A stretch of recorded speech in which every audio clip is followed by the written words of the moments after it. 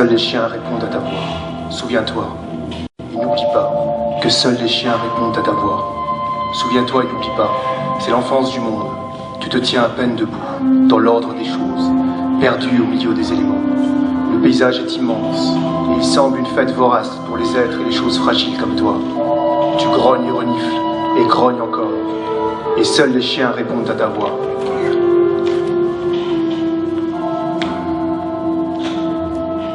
Le temps passe.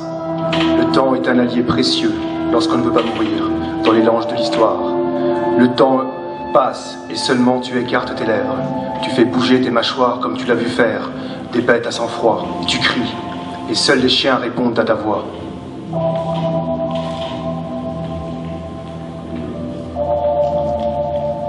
Tu es la pâture des astres, au milieu de l'obscurité et du silence gêné de ton espèce, qui s'excuse presque d'exister. Souviens-toi, c'est le commencement du monde, et nu, tu n'as rien à dire, et tu sembles un enfant qui cherche son nom dans les décombres de ses jeux. Ta voix attise les premiers feux des premiers temps, et tu convoques des démons de mousson et de tonnerre, mais personne ne vient, lorsqu'il faut tenir son corps dans la terreur de l'ombre. Et seuls les chiens répondent à ta voix. Souviens-toi, c'est le début de ton histoire, et pourtant tu n'as rien dans ta voix pour raconter ce moment. Tu n'as rien dans ta gorge, pas un mot, rien dans ta tête. Il n'y a que des images faites de lambeaux de viande et de sang amassés à la chasse et au combat. Tu n'es que l'intelligence de la chair, faite de cendres et de sacrifices maladroits. Tu n'as que l'intelligence de celui qui se tait en attendant sa proie. Ta voix voudrait des mots puissants, mais rien ne vient. Il n'y a que des échos qui partent et se propagent et meurent. Tu te tais et tu espères, et seuls les chiens répondent à ta voix.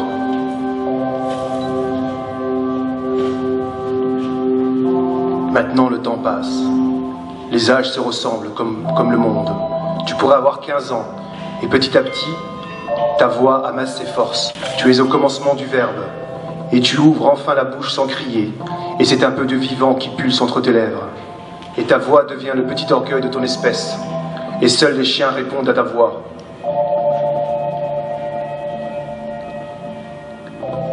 Maintenant tu voudrais diriger et ordonner, et nommer ces choses qui t'effrayent, te terrorisent et t'empêchent de rêver. C'est le temps des sacrifices et de la pierre. C'est le temps des cœurs écorchés dans ta main droite et du couteau d'obsidienne dans ta main gauche. C'est le temps des masques et des dieux affreux peints au sang sur les parois des temples. Tu te tiens droit devant le ciel, le torse ouvert aux éléments.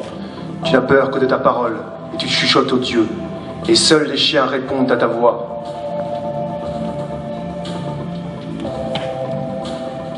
Maintenant le temps passe, oui. Tu as l'air d'avoir 20 ans.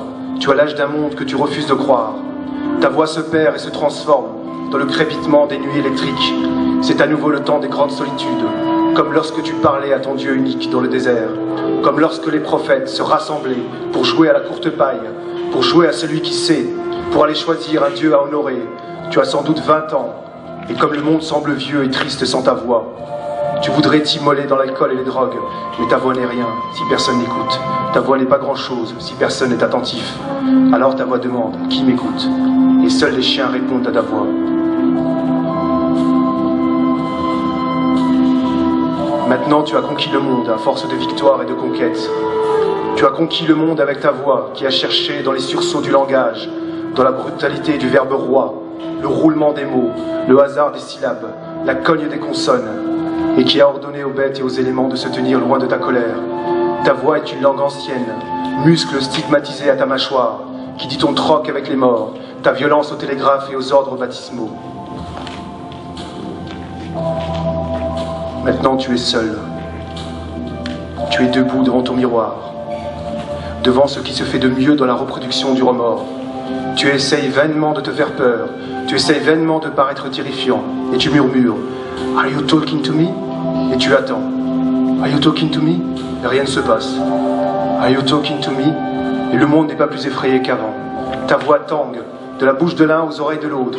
Ce sont tes paroles qui s'échangent maintenant sur les places boursières des grandes capitales.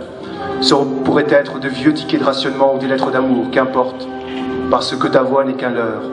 Ta voix est une comptine mal foutue pour ces dimanches froids, où tu te souviens avoir vu le diable assis à ta place.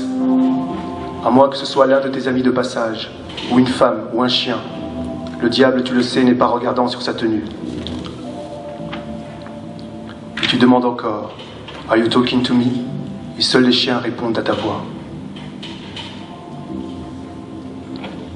Tu te souviens maintenant? Tu as 40 ans, tu as 50 ans. Et pour le monde, c'est le temps des grandes révolutions. Tu aimerais ne plus vieillir, ne plus sentir l'ordre et le désordre, succomber à la maladie et à la douleur de vieillir. Tu aimerais ne plus vieillir.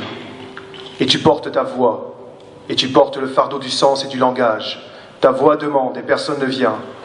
Et seuls les chiens répondent à ta voix. Tu tiens ta voix comme un étendard. Tu la tiens plantée en plein milieu de l'oblique de ton existence.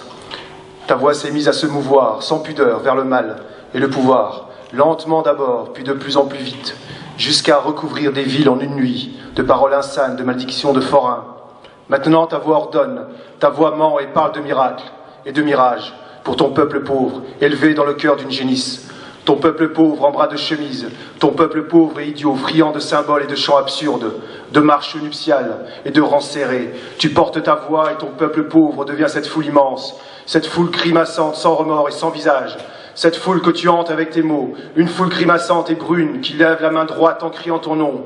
Tu es maître des maîtres, manteau noir, poudré, poussière écarlate. Tu pourrais être dans une ville romaine, ça pourrait être la fin du monde et le début de l'Empire.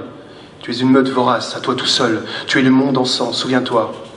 Ta voix ressemble à des slogans, des phrases courtes, haïkus de supermarché. Ta voix, c'est la mise en bière de la réalité.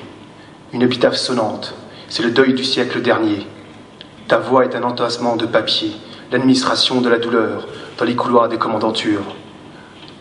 D'abord les pogroms, et ensuite, toutes ces voix, terrifiées et blanches dans les convois, filant vers l'est de la douleur.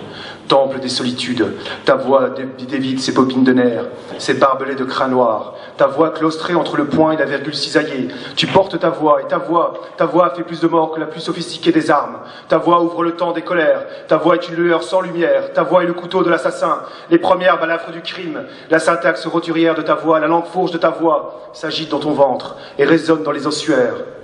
Et tu pars dans le flou d'une fleur sanguine, ta voix dans la nuit ouverte avant la nuit, ta voix invente et amasse un tas de paroles censées faire l'histoire. Ta voix fait tomber 10 plaies comme on fait tomber un enfant d'un arbre, une désolation vorace.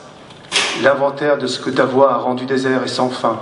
Et pourtant, seuls restent les chiens qui répondent à ta voix. Seul reste l'œil quart de ton soleil, ventru. Tu es carapace, cireuse sous le soleil.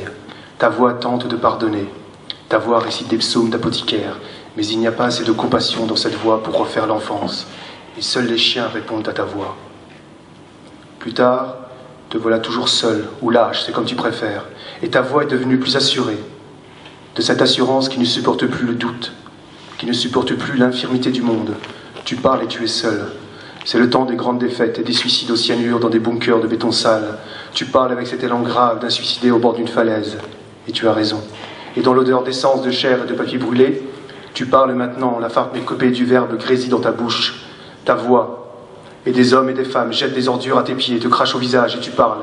Et ta voix fait des encoches dans la réalité, fantôme hurlant, transportant tes restes jusque dans les endroits les mieux protégés. Ta voix est une limaille ardente, tu ne te relèveras pas de ta voix, ce monde ne se relèvera pas de ta voix. Et tu parles et ordonnes, et personne n'écoute, et seuls les chiens répondent à ta voix. Maintenant, c'est le temps des vieillesses. Ta bouche est dentée, malade de paroles malades, de promesses de comptoir. Ta voix résonne encore un peu, dans ce qui te reste de vie, dans cette ammonite fripée qui te sert de corps. Ta voix s'étouffe dans tes viandes lasses, et seuls les chiens répondent à ta voix. Tu es vieillard et finissant, enlisé dans une soufrière de silence. Ta vieille voix est une géode écorchée, tenue dans les plis de tes remords. Une balle de chair blanche exsangue. Ta voix est estampillée d'un signe de nerf épais noir, presque bleu, presque noir. Tu es gale des profondeurs. Tu es dans ta solitude adipeuse, cocon phalène qui ne s'en sort pas. Tu es un vieillard, gluant de peur, tétanisé dans le sulfure du jour. Tu mâchouilles et marmonnes, et seuls les chiens répondent à ta voix. Maintenant, et enfin, tu meurs. Et tu es mort, et maintenant c'est le silence qui habite ta demeure. On parlera de toi et puis on t'oubliera. À peine un nom, puis plus rien. Et partout encore, on fait et défait des gouvernements avec des paroles d'un siècle ancien. D'autres voix fabriquent des suaires pour les démocraties. D'autres voix, comme des tisserands malades, courbés sur leur métier, à chuchoter des psaumes. D'autres voix d'ogres, il y aura toujours d'autres voix, pleines de fureur. Le monde ancien, comme tout ce qui est ancien, doit disparaître. Gémir encore une fois, oui. Et seuls les chiens répondent à ta voix. Souviens-toi et n'oublie pas que seuls les chiens répondent à ta voix. Souviens-toi et n'oublie pas, c'est l'enfance du monde. Souviens-toi et n'oublie pas, tu te tenais à peine debout dans l'ordre des choses, perdu au milieu des éléments. Souviens-toi et n'oublie pas que seuls les chiens répondent à ta voix. Le paysage est immense et il semblait une fête vorace pour les êtres et les choses fragiles comme toi. Tu grognais et reniflais, et grognais encore, souviens-toi. Et n'oublie pas que seuls les chiens répondent à ta voix. Et maintenant, c'est le silence qui habite ta demeure. On parlera de toi et puis on t'oubliera. À peine un nom, puis plus rien. À peine les chiens qui répondent à ton absence. Maintenant, tu le sais, la réalité est une tâche ingrate pour celui qui lorgne vers l'éternité.